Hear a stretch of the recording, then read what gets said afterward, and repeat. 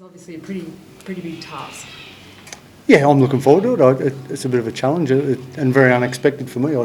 2 days ago, didn't envisage anything like this would happen, but yeah, I'm here and ready to get going.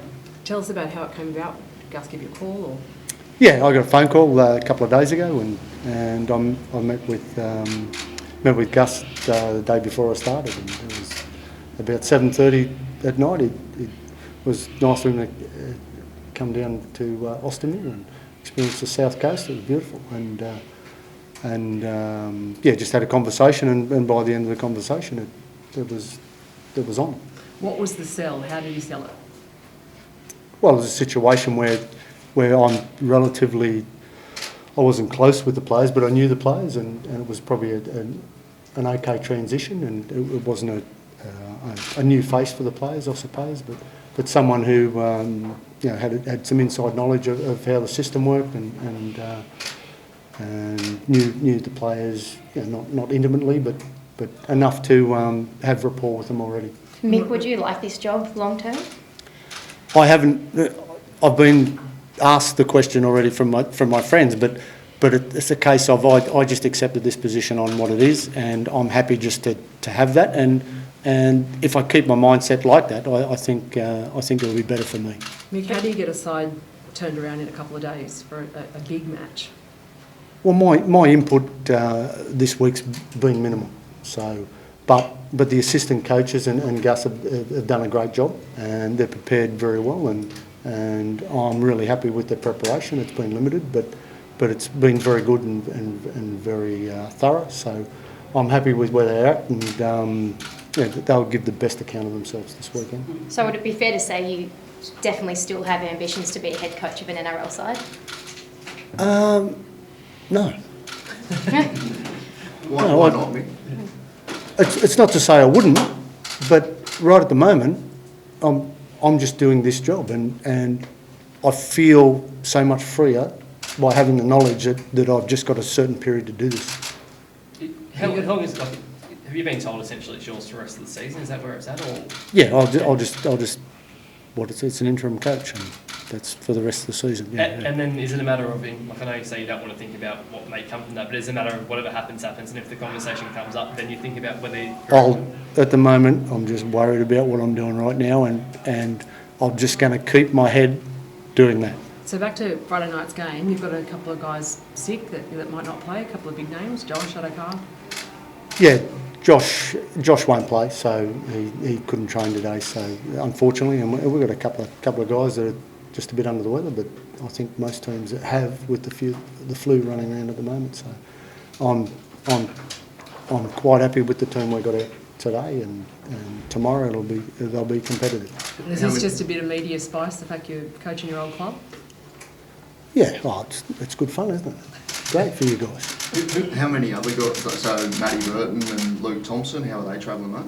Yeah, they were fine. They seem to get through okay. So is it just Josh at the moment who's ruled out with flu? Yes. Yeah.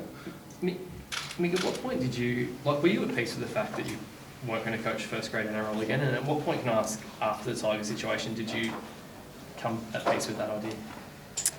Oh, probably not too long after it, but I was content with what I was doing. I was doing some other part-time work, but also doing some part-time coaching, and that filled the void of the coaching. And I was with the Mounties group, and they were very, very nice to me, and I really enjoyed my time there, and you know, I might go back there afterwards. And when the Mounties come up 2.5 years ago, was it 2020? Yeah, yes. Was it, when you took that, was there any part of you that thought, okay, from this maybe there is a pathway back into there, or wasn't? No, I wasn't even thinking about that. I was just thinking I'm going to get my fix of coaching, and bang my head against the wall a little bit more, and yeah, I was quite enjoying it and quite content with what I was doing there. Surely you still had a bit of an itch though? At the time, I was trying to add value to some young people's lives and some footy players, and honestly I wasn't even concerned about what you guys want to say or want to get me to say. What would you say from your previous experiences as a head coach, if there's one key takeaway that you learned, what would that be?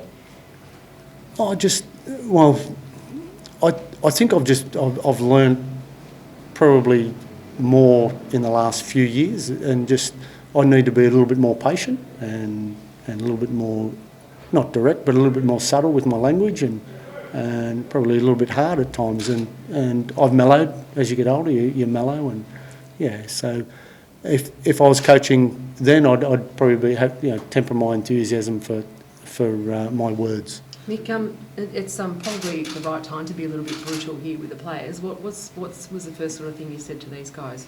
Because I mean, the coach is gone, you're in. How did you address them? Well, my thoughts were with Trent and for Trent, because I've known Trent for a long time, and he's a great guy and a very good coach. And I didn't want to be disrespectful to him and feel like I'm treading on his toes in front of the players. And I just wanted to help the players move forward. And for Trent, it was a tough gig for him, and it just probably just wore him down a little bit. And he's still got a coaching future, and I hope he gets another start. Mick, Trent's gone, and obviously Trent's gone largely because the Bulldogs didn't score very many points. And I wonder what your immediate changes might be to make the Bulldogs score more points going forwards in the next couple of weeks and months. Yeah, we get tries and goals. That's how we do it. Yeah. But I mean, there's more of them. On a tactical level, so the middle Yeah, service no, is something there'll that be used. There'll be tactics involved. Yes. Yeah. Any more on what they might be? Yeah, tactics. Yeah. Do you change much of it? Like as far as like structure, I'll change a little bit. And, Well, you said that you obviously learned to be a little bit more patient, but I think the brutal reality is that you need to be hard. That they brought you in for that's one of your attributes. You need to sort of they need to aim up. The boys need to know that this is it. Well, it's just about honesty and being direct, and yeah, with being an interim coach, I can do that and feel a little bit freer to be brutally honest, if you like. But honesty as a coach is probably your first attribute you need to have, and I can probably I'll still temper my words, but just making sure that the players know what's required to be a good NRL player. How's the mood in the place? You've got flu going through, lost the coach, they're last place. How is the actual morale and mindset here? I think very good. I think they've been responsive, and again, I haven't inputted too much to the preparation this week, but they've been very responsive to the assistant coaches and Gus. And Gus has flagged a fair bit of roster upheaval, in the next 18 months or so. Are blokes playing for their futures? I think everyone plays for their future every single week, and you're only as good as your last game type of thing. And I think accountability is paramount in NRL, and it doesn't matter what you're going to do. It doesn't matter what you did a year ago. It matters what your last game was like. And the players are always, I reckon, doing their best. I mean, surely you'd be open to any sort of assistance from Gus as well. I mean, he's got such a great knowledge of the game. Well, wouldn't you? He's since I've been here for 2 days, he's been really good, and my communication with him early on was good, and his understanding of the game is second to none. So it'll be great working with him. Can you just take me back to the phone call? Were you kind of taken back? Were you thinking, wow, this is, because I mean, we all say who'd be an NRL coach, especially on the back of this? Well, I was actually in North Queensland in Yeppoon, just having a little break and visiting my son, who was on a caravan trip, and I'd previously had a couple of journos ring me about an hour before, and I'm going, well, I just didn't have a clue what was going on, and I got a phone call about an hour later from Gus, and it took me aback a little bit, and I said to my wife after I hung up, I said, that was Gus Gould. He wants me to help out. So and it come about from that. Why do you love coaching? I actually said when I retired as a player, I'd said I'd never be a coach. And so then, why are you? And then I'd said if I ever lose a night's sleep over coaching, I'm going to quit. And I'm still here. I don't know. I think just thinking I can make a difference and try and adding value to some young guys lives and thinking I can make them better and footy players, if you like, and better people. Mick, Potentially. last three questions. Mick, where does this rank in your career? Because obviously you were at the Catalans their first ever season, you were at Bradford when they were in administration. Where does this rank in sort of the challenges that you faced? Another. I'm happy to take it on, and it's just where it ranks. I haven't ranked it, but yeah, I'm just taking it a day at a time at the moment, and I think it's a good challenge, isn't it? They're on the table. They're only a game away from being one rung up on the ladder, I think. But yeah, I'm not ranking it, so just it's out. You've Nick, only you been here for mentioned 2 Gus. days. Just want to ask about the culture. You've been in the inner sanctum. Can you tell us about the culture? The culture, that's a very good word, culture.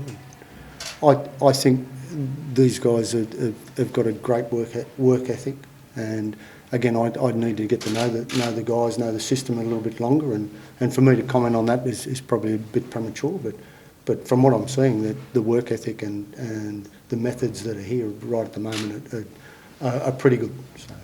Mick, from what you've seen so far from inside the club now, how good can this team be? And a win's close for this team. Can they get on a bit of a roll? Well, I think that the scores have reflected that they haven't had too many tries scored against them apart from a couple of blowouts. But yeah, if they can keep that defence up and we just adjust our attack just a little bit, score a few more points, we're a chance. And are you buzzing a bit yourself when you're back in the Yeah, scene again? I'm really happy to be here. I'm not happy to be here, but I'm happy to be out there. All right, thanks guys, appreciate it. Thanks, Cheers, mate.